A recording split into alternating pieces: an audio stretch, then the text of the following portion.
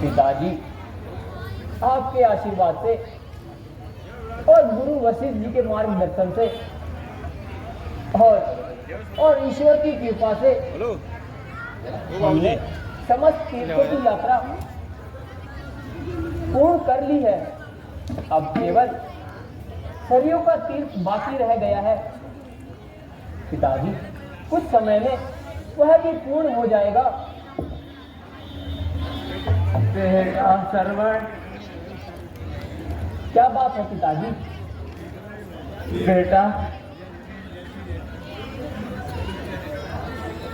यहाँ से सरयू नदी कितनी दूर है?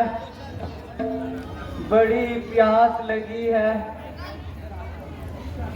नहीं, पास ही है पिताजी। मैं अभी जल लेकर आता हूँ, आप आराम कीजिए।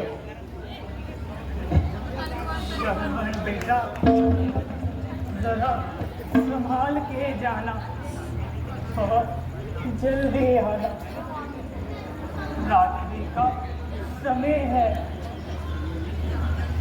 माताजी, आप चिंता न कीजिए, मैं अभी जल लेकर आता हूँ।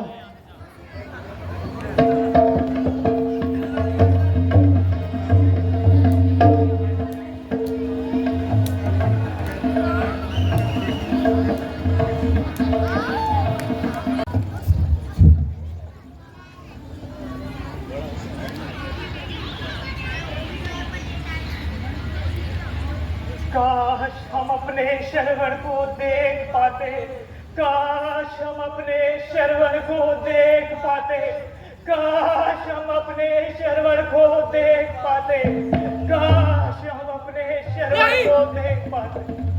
नहीं, मैं ऐसा नहीं होने दूंगा। ईश्वर इतना निर्दयी नहीं हो सकता, नहीं होने दूंगा। मैं अपने माता पिता की इच्छा अवश्य पूरी करूंगा।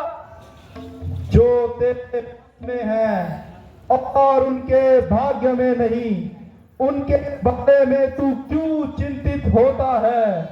इसका कोई उपाय नहीं, इसका कोई उपाय नहीं।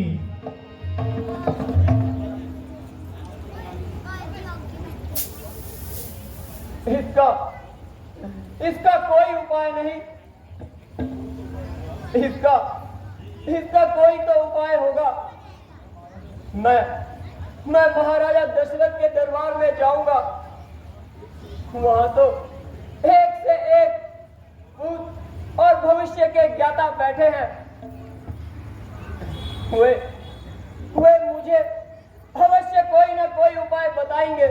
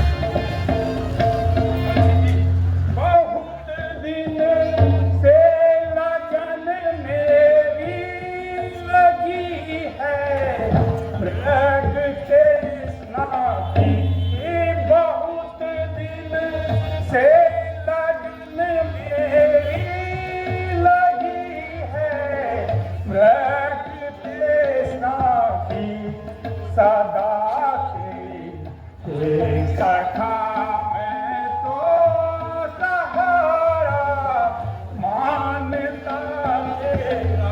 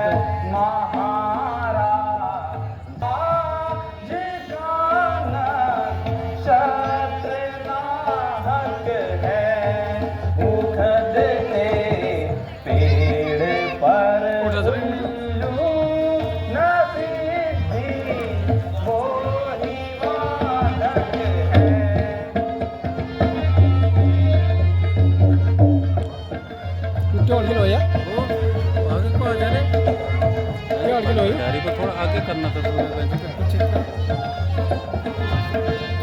वो आदम है नाव मीठी पिछले पिछले जोड़ दिन सोमिका है। आदम है नाव मीठी और दिन सोमिका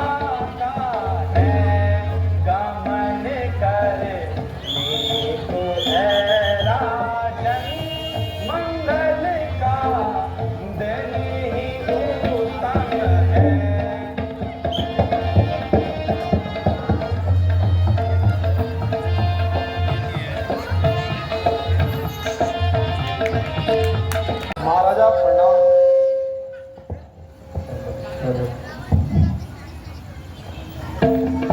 मंत्री जी, राज्य के और समाचार सुनाइए। सारे राज्य में आपकी जय जयकार हो रही है। समस्त राज्यगण आपकी दीर्घ आयु की कामना करता है।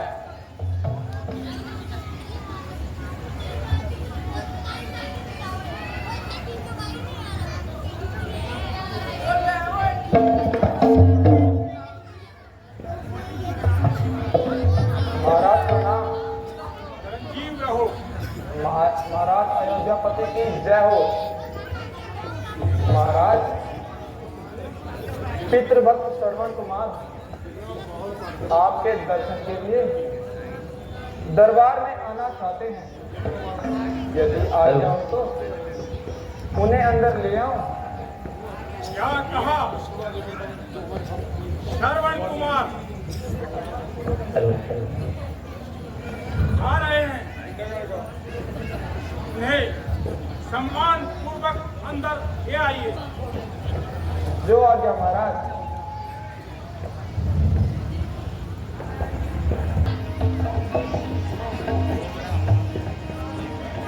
प्रणाम प्रणाम प्रणाम प्रणाम। पहला प्रणाम करता हूं अपने पूज्य माता और पिता को। दूसरा प्रणाम है मेरा इस जगत के दाता को। और तीसरा प्रणाम है मेरा गुरु वशिष्ठ जैसे ज्ञाता को। और चौथा प्रणाम है मेरा महाराजा दशरथ जैसे अन्नदाता को। कहो प्रिय श्रवण,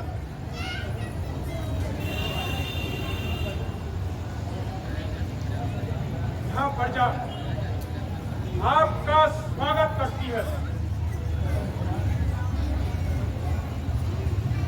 श्रवण कुमार, तुम धन्य हो पुत्र। इसका भी जो स्थान तुमने सुनिश्चित किया है वह उस सम्मान के पात्र है। प्रिय श्रवण कुमार, तुम्हारे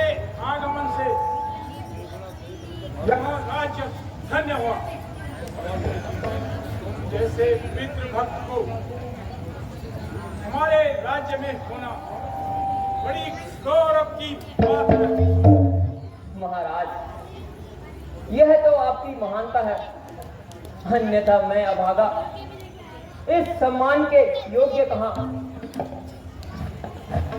नहीं श्रवण, तुम अवश्य ही इस सम्मान के योग्य हो।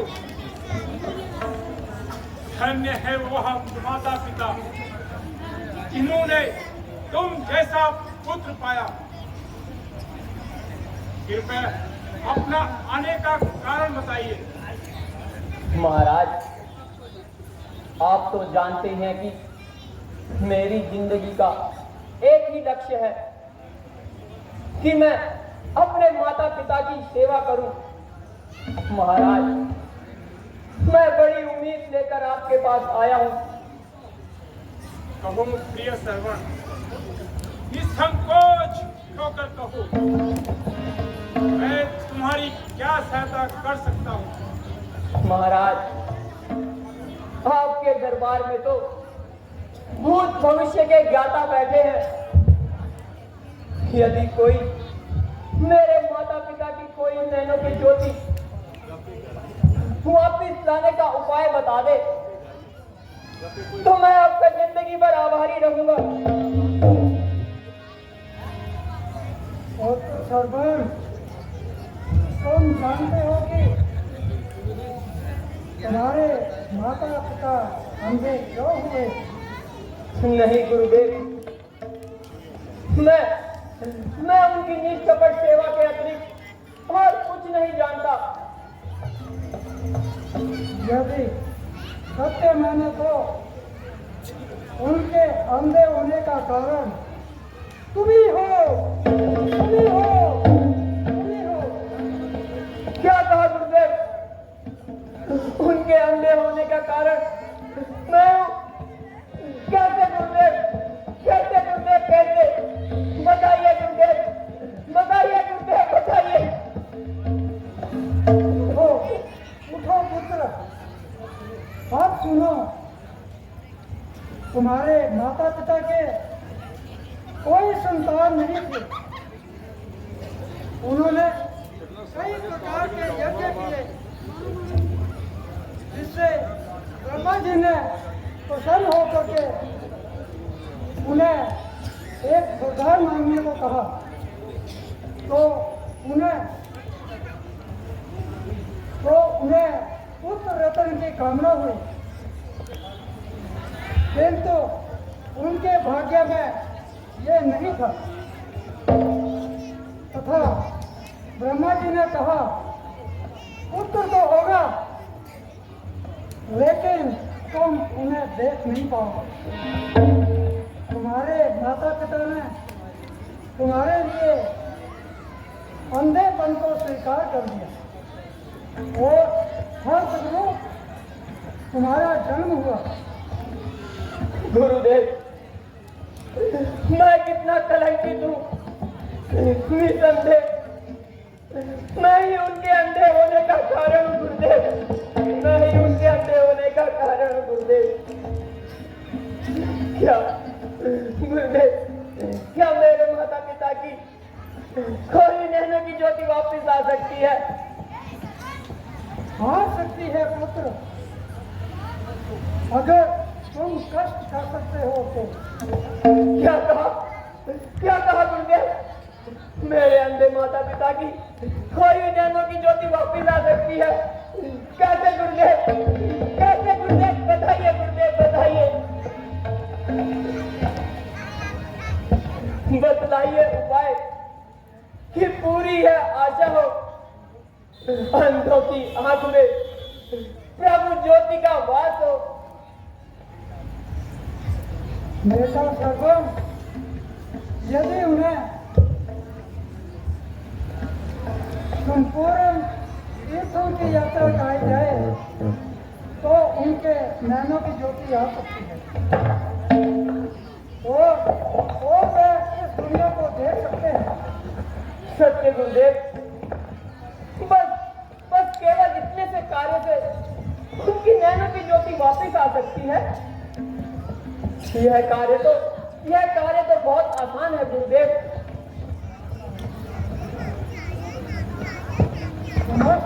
तीर्थों की यात्रा का कार्य इतना आसान नहीं है पुत्र, जितना तुम समझते हो।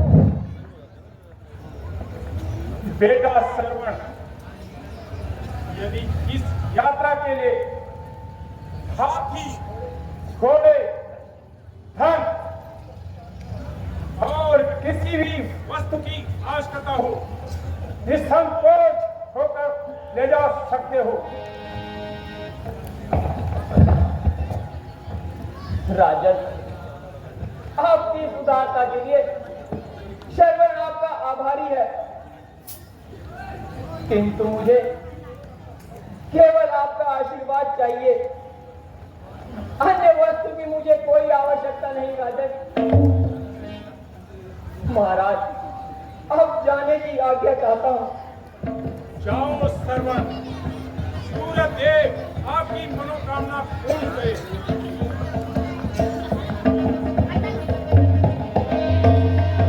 गुरुदेव, मेरा परिणाम स्वीकार कीजिए।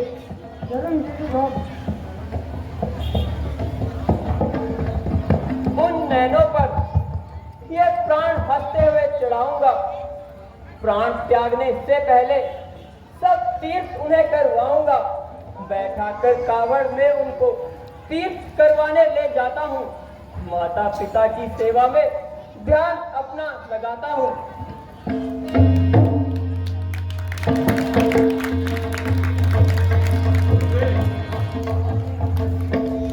गुरुदेव, आप आज श्रवण के इसे कोई नहीं खा सकता है।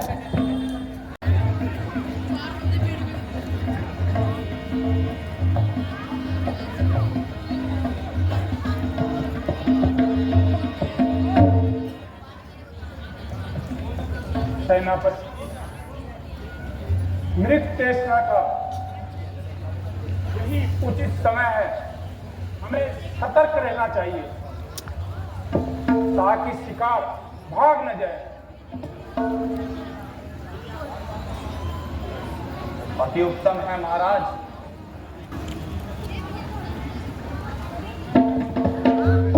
महाराज सुनिए। सुनाइए मंत्री जी। इस ओर से कोई स्वर सुनाई दे रहा है। हाँ सेनापति जी, हमें इसी ओर चलना चाहिए। चलिए चलिए महाराज, चलिए। महाराज धनुष बाण।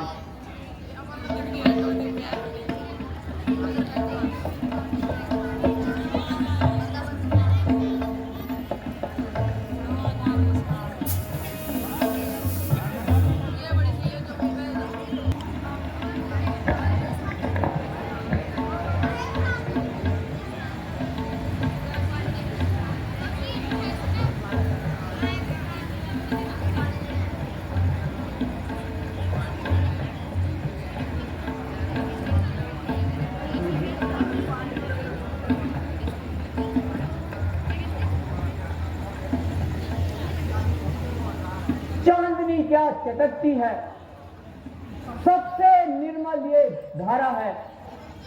स्वर्ग से भी बढ़कर के ये सरयू का किनारा है।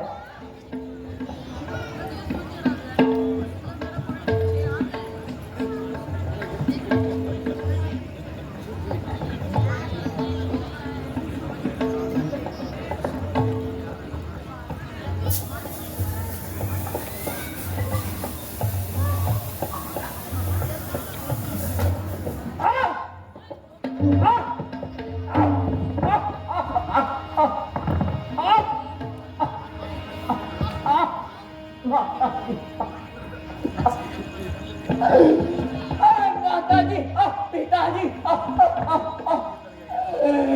किस दुष्ट ने छिपकर बाण मेरे सीने पे मारा है। हाय हाय मेरे अंधे माता पिता, उनका सहारा छीन लिया। पिताजी आपका सरवर आपको पानी न पिला सका। आए माता जी, पिताजी, माता जी, पिताजी,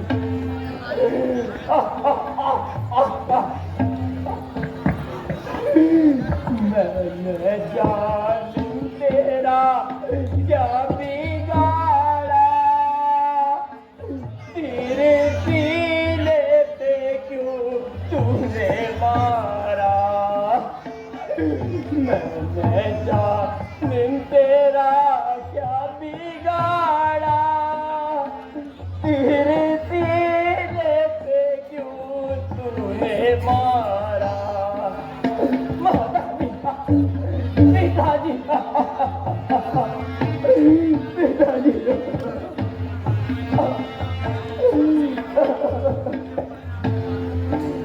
पेड़ के नीचे है जग के त्रासे, पेड़ के नीचे है जग के त्रासे। वृद्ध माता पिता, माता जी, पिताजी, माता जी, पिताजी, माता जी, पिताजी,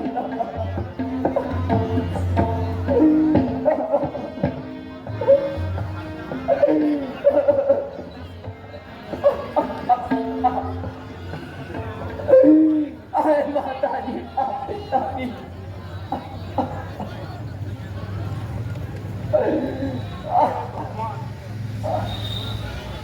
क्या यह घोर कलंक का टीका मेरे ही मनुष्य माथे पे लगना था। यहाँ कौन से पापों का प्रायश्चित मिला है। अरे सर्वण, उठो, संसार को भक्ति सिखाने वाले उज्जवल रथ, उठो। मैंने ही अज्ञानतावश यह अपराध किया है, ये क्षमा करो सर्वण। राजन, जो विधि ने भाग्य में लिखा था वह तो पूर्ण हो गया।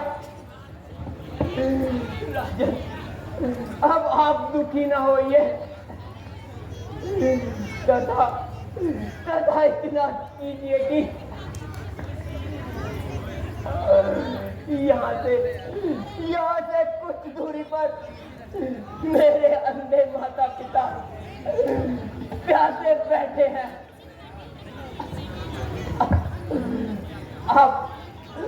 आप बस इतनी कृपा कीजिए कि उन्हें जल पिला दीजिए।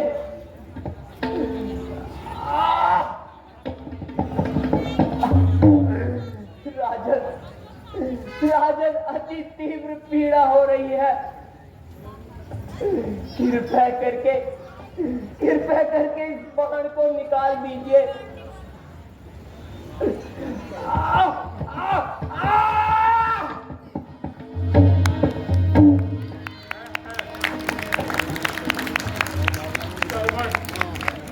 ईश्वर के वास्ते मेरी दशा पर दया करो।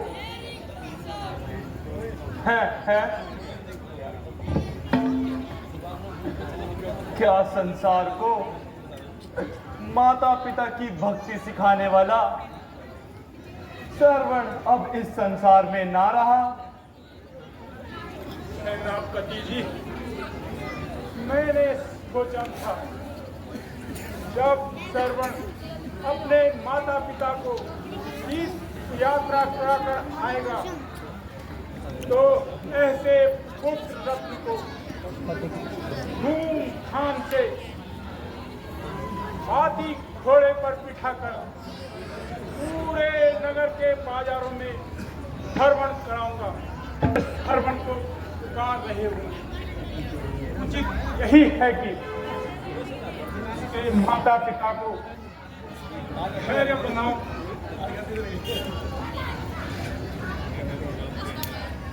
चलते हैं सत्य बाण सदा, पर छूटे दाव नहीं चलते। कसरत तो चलता है लेकिन कसरत के पापी भाव नहीं चलते।